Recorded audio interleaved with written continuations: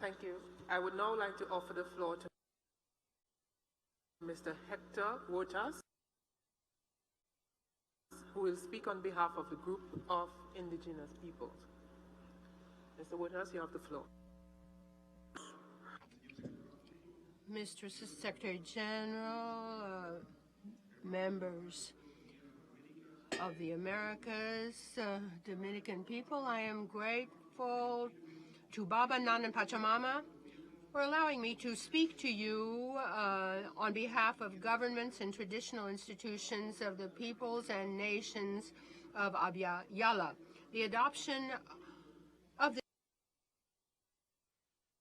this declaration is a historic fact and pays a historic debt, culminating almost 3 years long.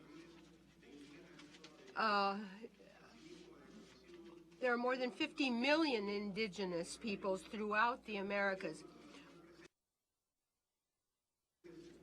So this is a reaffirmation that there is no longer a way of ignoring the vital presence and participation of the indigenous that this declaration has been built with the participation of indigenous representatives in the deliberations.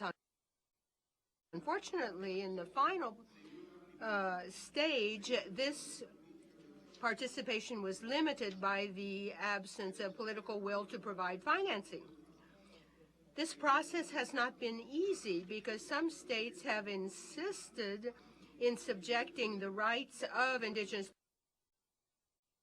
peoples to their constitutions,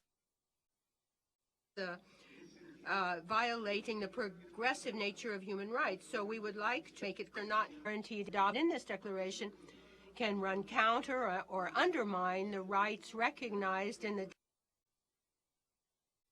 Declaration of the UN on the rights of indigenous peoples. We underscore the trust, participation, and support of the more than 500 representatives were the prologue. We are grateful for the role of all delegations, especially those that chaired the working group and all of those who made possible the meetings in Washington and in other countries. We are also thankful to civil society and international organizations, as well as the Inter-American Human Rights Commission and the Office of Legal Affairs of the Secretariat. It's necessary to bear in mind that indigenous peoples presently are victims of criminal and the survival of our cultures, as in the case of Berta Cáceres, the imposition of projects such as mining, agro-industry, and hydroelectric projects, which in addition to not being sustainable, provoke the forced disappearance of food for climate change. And all of this affects all of us. We affirm that the indigenous peoples are defenders of Mother Earth, and we promote sustainable development and have been doing so for years. It's not a coincidence that the environmental resources of the continent are in indigenous territories, so it's intolerable that we should be marginalized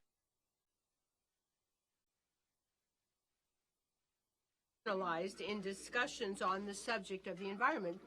So it is important that general rights tenders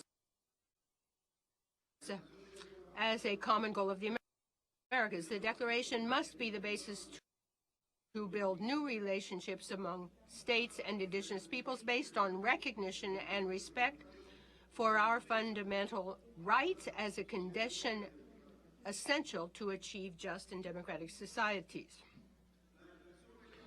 The declaration calls for action, implementation, and urgency to establish inclusive public policies, both relevant and differentiated, to strengthen our institutions and governance on our lands, territories, and natural resources.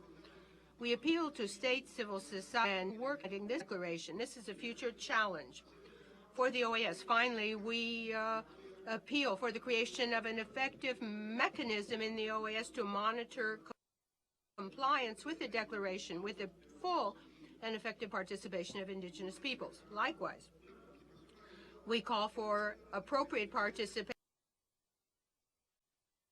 dealing with our specific features and particularities as governments and traditional institutions.